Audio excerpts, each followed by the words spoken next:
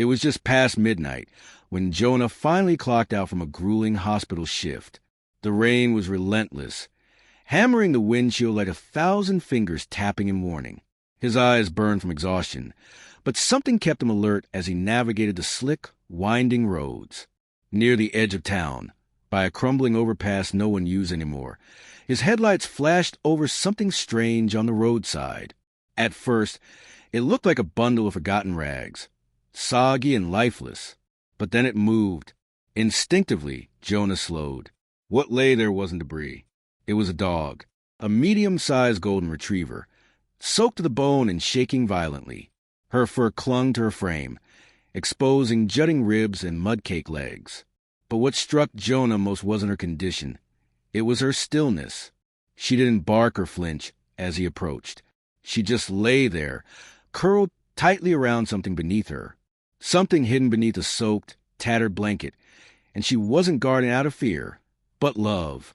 Jonah pulled over, hazard lights flashing to the downpour, and stepped into the cold, stinging rain. The wind cut through his jacket as he approached the trembling dog. She lifted her head slowly, eyes hollow and rimmed with exhaustion, but she didn't growl. There was no aggression, only a silent plea. Her gaze held fear, but something deeper too, a flicker of trust. Jonah crouched beside her, heart pounding. The dog remained still, guarding something under a frail frame. His fingers trembled as he reached for the soaked blanket bunched beneath her belly.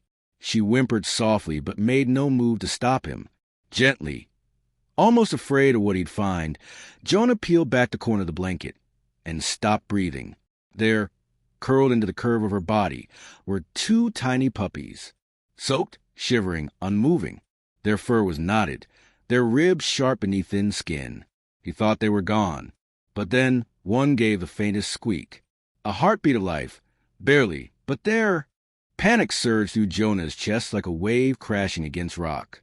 He had no crate, no blankets, no pet carrier, nothing. The nearest emergency vet was a good 30 minutes away.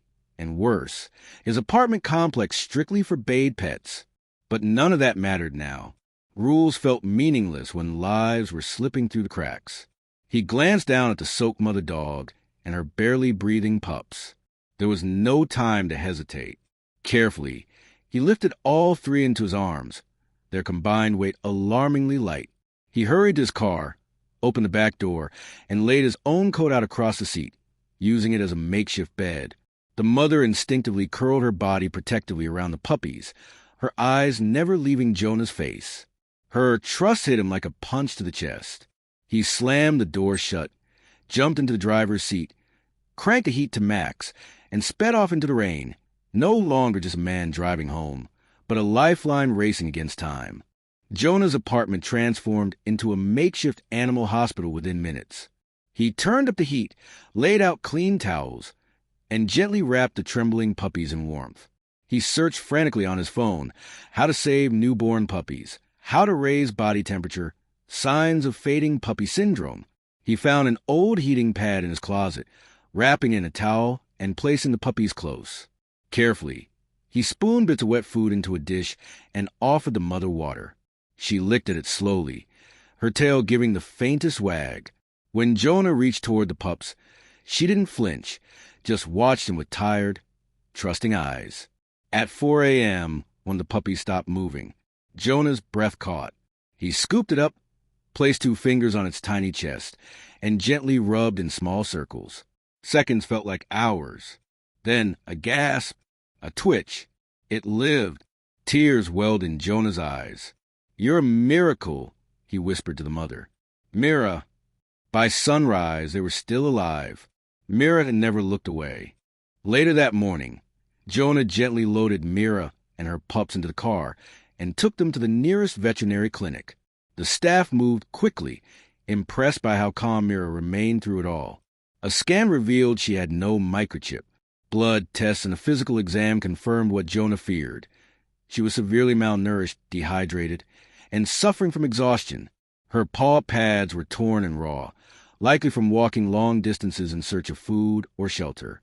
The puppies, the vet said, were premature but miraculously stable. only because of Jonah's fast action and Mira's unwavering protection. After the exam, the vet placed a hand on Jonah's shoulder. "If you had found them even an hour later, they wouldn't have made it," she said gently. The weight of it hit him hard. He posted photos online, contacted shelters, and asked around the neighborhood. No one came forward. But a message did arrive from someone who recognized Mira. She belonged to a family that moved away weeks ago. They hadn't rehomed her. They'd simply opened the door and let her go. Jonah couldn't wrap his head around how anyone could abandon a soul like Mira. Every day, she blossomed a little more, not just physically as her ribs began to vanish beneath new weight, but emotionally too. She no longer flinched at sudden sounds or cowered in corners. Instead, she started following Jonah from room to room, her tail wagging gently. She'd rest her head on his feet as he worked and let out soft whimpers when he stepped outside, even just for a moment. The puppies, whom Jonah lovingly named Lucky and Rain, began to open their eyes, tiny blinks into a world that had almost lost them. Mira would gently nose them toward Jonah's lap, as if offering him to share her family. It became their routine, feedings, warm cuddles, soft nights. One evening, after the pups had fallen asleep beside him, Jonah sat cross-legged on the floor. Mira walked over, rested her head in his lap, and looked up at her with eyes that said everything. She sighed, content and safe. Jonah felt something shift in his heart. Quietly, without fanfare, he made a decision. This wasn't temporary. This was home for all of them. They were staying.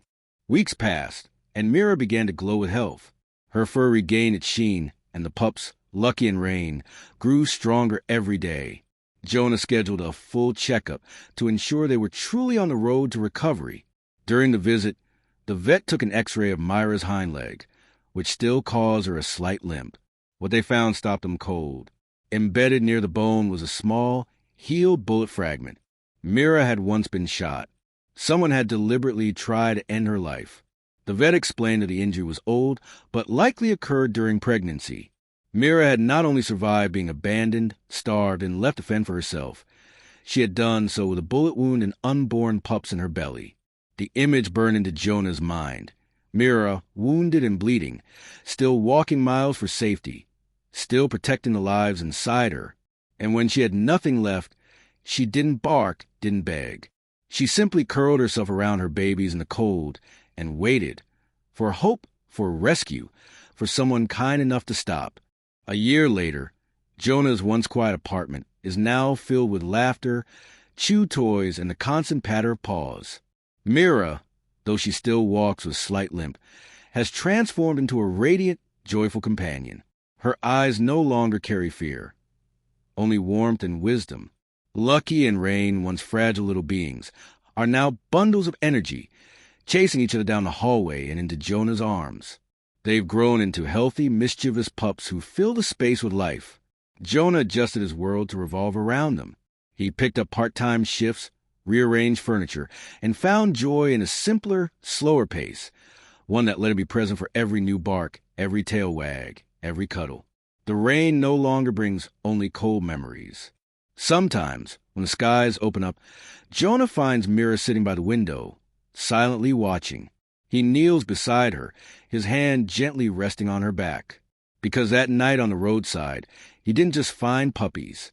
He found purpose. He found family.